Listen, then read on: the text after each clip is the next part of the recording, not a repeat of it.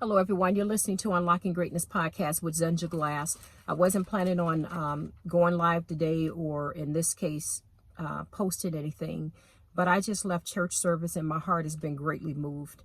I feel like I was so fed. I literally was just heading to go to a restaurant to get something to eat, and God just put in my heart to pull over. Literally, I pulled over at a lake area to give you what and feed you what I've just been fed. So I can't even take credit for this message. My minister Winston just did an amazing job on 2 Kings chapter 5. He talked about the story of a guy named Nahum. And I went into service with a little bit of a heavy heart. There's an area in my life where I feel like, am I being taken advantage of in this situation? Area of my life where I feel like there's some things that are unfair. And there's been an area where there's just been some long suffering. And sometimes you just feel like, God, I'm trying to do what's right. Why has this situation either remain unchanged, or why does the scale seem not balanced? And I'm trying to follow you and do what's right, but what is going on that I find myself, at least in there's a particular area in my life, and I wish I could share the details, but I can't, but where I look and I say, why does the suffering in this particular area exist or continue? Why has there not been a change? That's probably even a better way of putting it. It's almost like trying to force someone to change, or force a person to change, or force a situation to change. And we can't force that. And so sometimes we find ourselves in a situation, at least with me, where I'm like, so what do you do in the situation when you're trying to follow God and do what he wants you to do? And at the same time, you feel almost as if it's unfair the way that you're being treated. And yet I'm still called to serve God and do what's right. When I tell you he nailed this, I literally was in church like bawling, crying. I had my hands lifted in the air and I could barely contain myself. So let me stop talking and just get to the meat of what he talked about. He went into 2 Kings chapter 5 and he read the story of Nahum. I kind of had forgotten about Nahum, but Nahum was, I guess, a commander of an army. The very same army actually that we've talked about many times that came against Elijah in 2 Kings chapter 6, which is one of my favorite stories, but I won't even go there. Let me just keep focused on this. In 2 Kings chapter 5, I'm just going to read, and then I'm just going to pretty much say what my minister was just saying to us in service, and I just broke down. He says, now, I'm in chapter 5, verse 1. It says, now Nahum was commander of the army of the king of Aram. He was a great man in the sight of his master, and highly regarded, because through him the Lord had given victory to Aram. He was a valiant soldier, but he had leprosy. Now bands from Aram had gone out and had taken captive a young girl from Israel. This is the young lady I was just talking about. And she served Nahum's wife. She said to her mistress, if only my master would see the prophet who is in Samaria, he would cure him of his leprosy. Nahum went to his master and told him what the girl from Israel had said. By all means, go, the king of Aram replied. I will send a letter to the king of Israel. So Nahum left, taking with him 10 talents of silver, 6,000 shekels of gold, and 10 sets of clothing.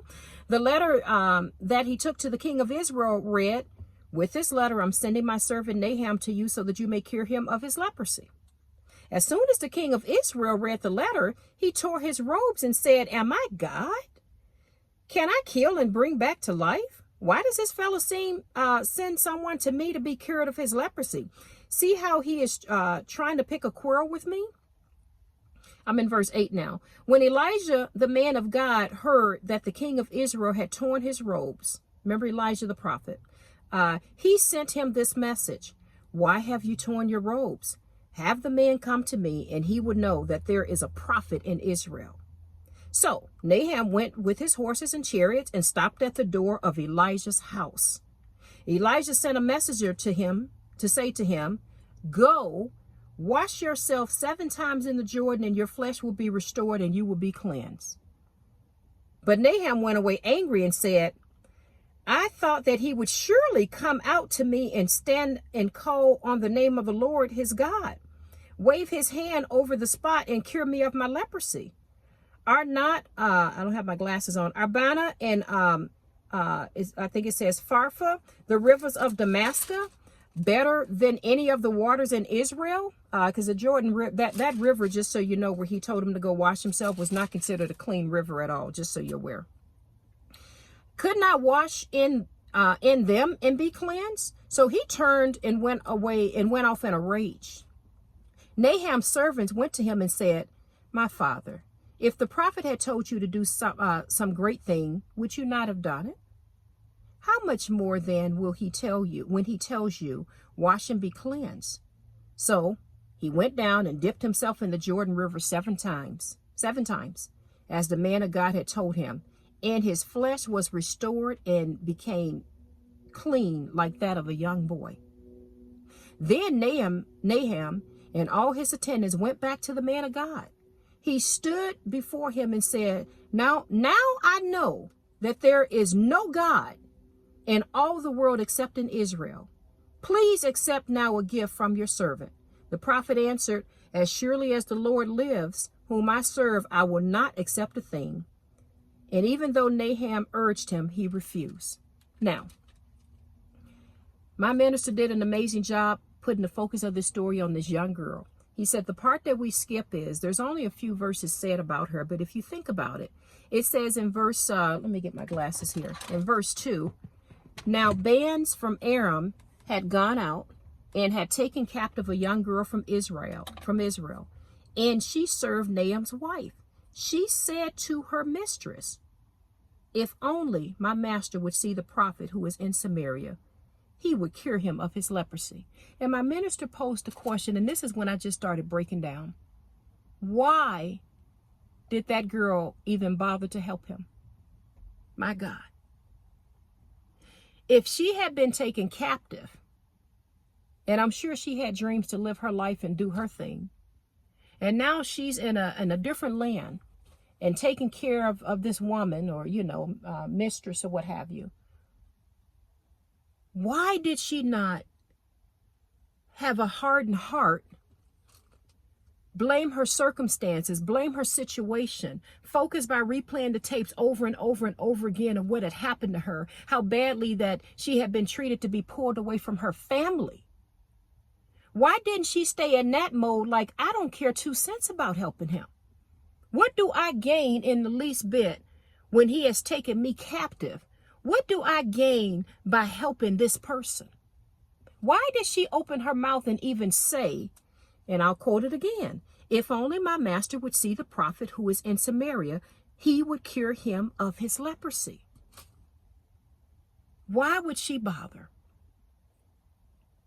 Because by her opening her mouth and what she did, by still in the midst of great suffering, great pain, going through things she perhaps thought was unfair, I'm sure missing her family, and who knows what they had the poor child doing in terms of serving them. Why and what is it that would make this amazing young woman from Israel help him? I never stopped long enough to really think about that. And my minister brought this point home. Now, I'm going to try to make this short. But this is just what got me crying. He said, it kind of reminds me of the story of Joseph. And you guys know I love me some Joseph. Y'all already know. In Genesis, it starts in, I think, chapter 35. We talked about Joseph a lot. And boy, when he said Joseph almost passed out, he said, think about with Joseph. Joseph's brothers, you go to Joseph, Genesis chapter 37. We know Joseph had a dream. God gave him a vision, what he was going to be, the man he was going to become, and how powerful he was going to be. We know, we've talked about this, his brothers sold him into slavery. Then he went to, was it Potiphar's house? And Potiphar's wife falsely accused him of some stuff. I mean, this man had mess after mess. Can you imagine your own brothers turning their back on you out of jealousy? People doing you so wrong. And he said, just imagine that. He says, but all through Joseph's life, the Bible continues to remind us, but God was with him. But God was with him. In every place that Joseph went, he found favor. Even when he was when he was sold into slavery and some people bought him and sold him to Potiphar, he found favor in Potiphar's house and became head basically over his household. Then what happened? His wife falsely accused him of some mess. Then the man ended up going to jail. But the Bible still teaches us, and you guys can go back and read it on your own because I'm trying to make this short, that God was with him. Even in jail, he had favor. They put him in charge of everybody else in jail, if I remember correctly. Read through from chapter 37 on up to 40, I don't know, maybe up to chapter 45. You can read the story yourself if you're new to the podcast and you don't recall the story. But in every situation, when Joseph could have very easily looked at his situation and been choosing to have the mindset that I've been wrong, I'm not going to even try to do what's right. My story is not good. I don't like the way this story is going. I don't like the way I'm being treated. The scale seems off balance to me. How my own brother's going to sell me into slavery? How is this lady going to lie on me and now I'm back in jail? Then he helps the cupbearer when he's in jail. The cupbearer got out and didn't help him until 2 years later when he sent for him when he needed him. When he needed him, sent for him 2 years later. So Joseph from the age of 17 till about the age of 30 or so was just going through pure suffering, just a ton of suffering, ton of unjustness, if that's a word. But my minister, God knows I love him, he wrapped it on up in Genesis chapter 45. And I had my hands up in the air and I was just bawling. Because I went to church heavy-hearted with some things in my heart where I feel like there's some unfairness in my life. And like, God, I'm trying to do what's right. Why is this situation unchanged? Why does this person still treat me this way? Why is this so unjust in my eyes, but yet I'm trying to do what's right? Ooh, here's where it gets deep. In Genesis chapter 45, if you look at what happened when Joseph finally told his brothers, and for those of you who don't know, there was a severe famine. And Joseph, by this point, was out of jail, serving somebody else, a pharaoh, and became pretty much second in command of his household. So he had access to all the resources you can even imagine.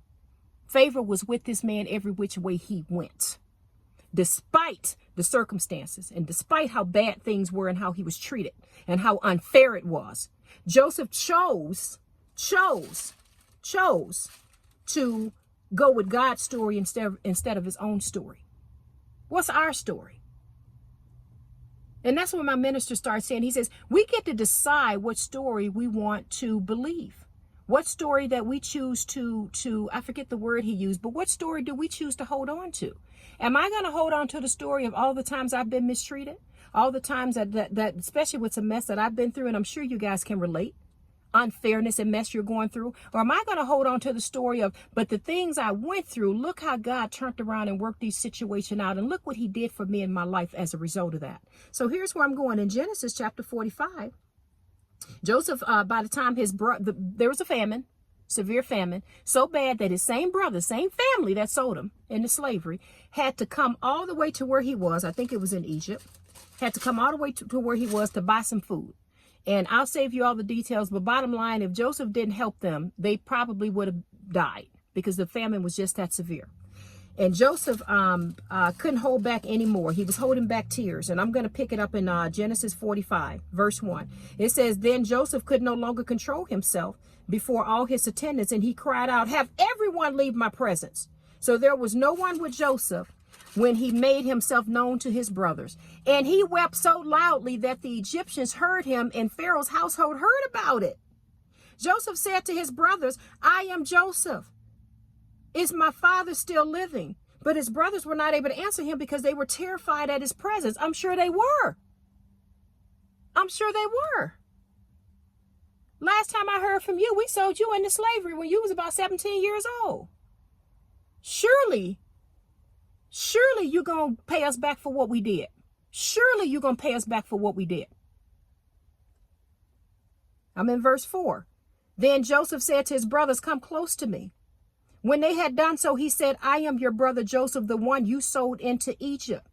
And now do not be distressed, and do not be angry with yourselves for selling me here, because it was to save lives that God sent me ahead of you. For 2 years now, There has been a famine in the land, and for the next 5 years, there will not be plowing. There will not be plowing and reaping. God has sent me ahead of you to preserve for you a remnant on earth and to save your lives by a great deliverance. So then, it was not you who sent me here, but God.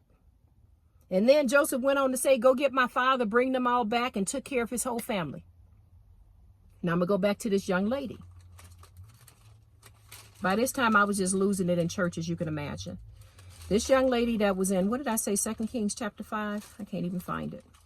This young lady, what story did she choose? How did she view her story? Did she see her story through God's eyes or through her own eyes? This young lady chose to help this man who was the leader of the army because she saw he had leprosy. No one knew she knew what she knew, so she didn't have to say nothing.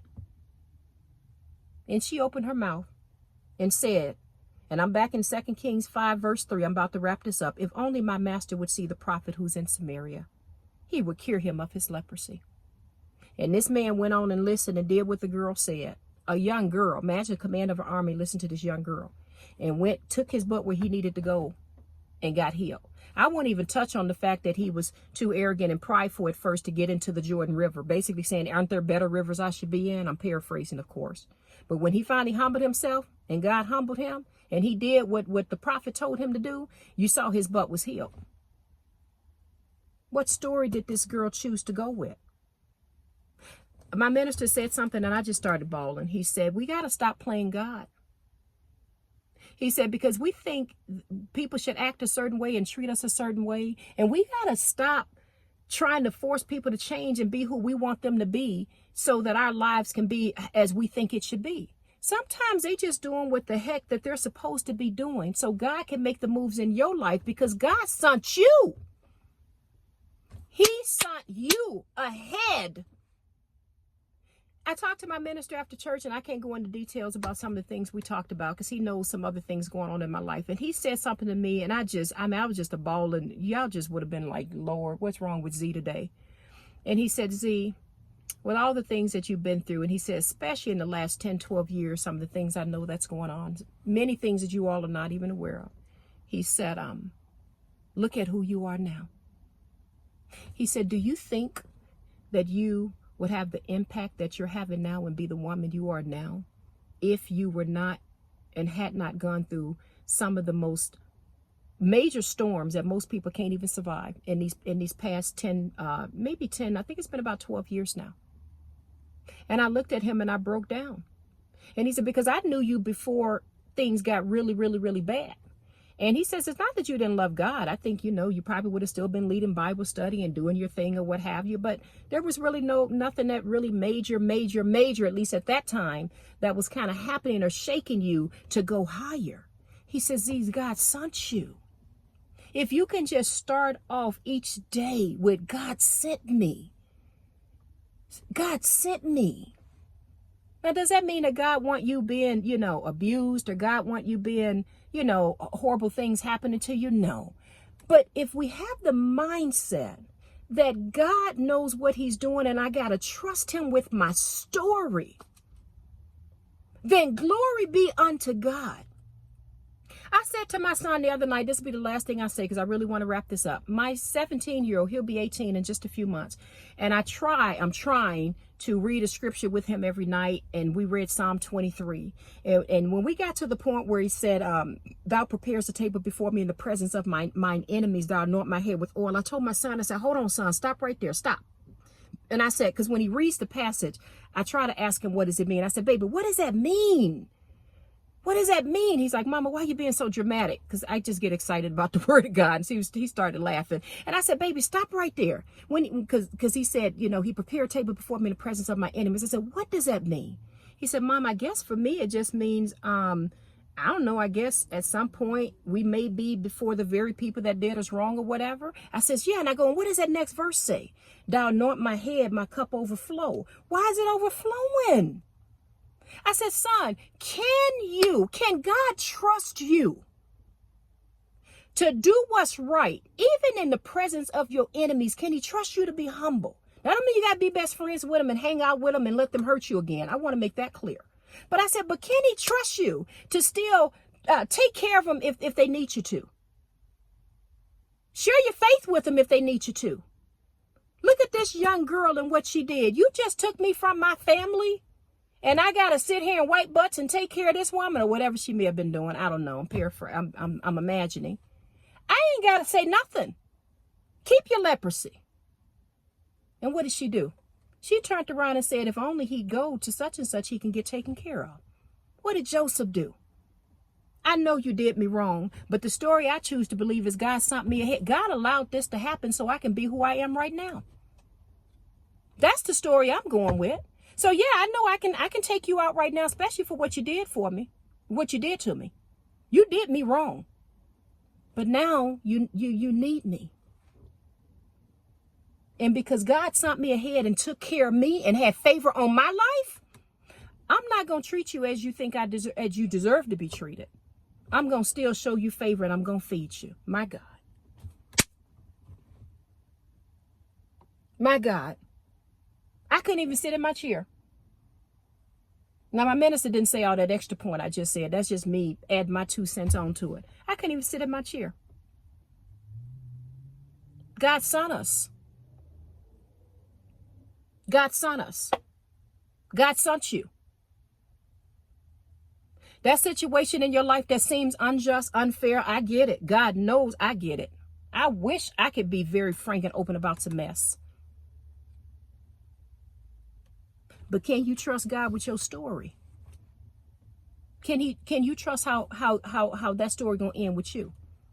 I'm sure when Joseph was in that cistern after his brothers had sold him, I'm sure, at least at that moment, he didn't realize what was gonna happen down the line, or maybe he did. But can you trust God with your story? Can you still? And some of you have already been, some of you are already on the other side of that mountain. Some of you already don't came out of your situations. And now you blessed. Now you in a whole nother situation, and you looking at them like, okay, go back to that Psalm 23.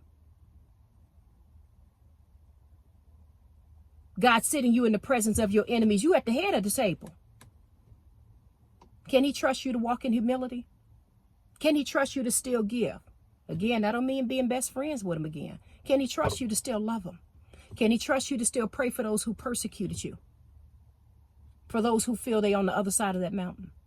So I'm going to end this. I just want to say, I thank God for that message. Of course, I've read these verses many, many, many times. If you look at my Bible, it's completely highlighted. I've already read it many times, but sometimes things hit different depending on where you're at in your life. All I want to end by saying is, but God. Every single thing that we go through in life, I pray we have the mindset of, but God sent me. I'm coming up on the anniversary of my son's death, and I spent a great part of my day yesterday at the cemetery. And I had to be there and sit and look at that. And thank God for the years he gave me to be a mother to my child. But God sent me. And now what am I going to do? Am I going to be like that young girl who's going to still turn around and try to help others, even though I've been hurt and I can't believe this is happening? Or am I going to drown in bitterness, drown in hatred toward God, drown in what I feel could have happened in this and that? No. My heart has got to be, even in some other situations I can't even speak on, but God sent me. But God sent me. God was with Joseph through every single portion of his life. And this young girl is an amazing example of someone who was mistreated, who was in an unfair situation, and she still turned around and went with God's story and honored God in her life and helped someone. And though we don't know her name, she's got a story that's forever in this Bible to encourage us. So I pray this has helped you all. My heart has been lifted. I went into church this morning with a heavy heart. My spirit is lifted. I pray that your spirit is lifted as a result of this as well. And whatever you're going through, just know God sees it all. If you're listening or watching this video, then you should know your story ain't over yet. Your story ain't over yet, because God sent you. And he's prepared you for this moment, and he's got a plan. I love you all. This is Z with Unlocking Greatness Podcast. Bye-bye.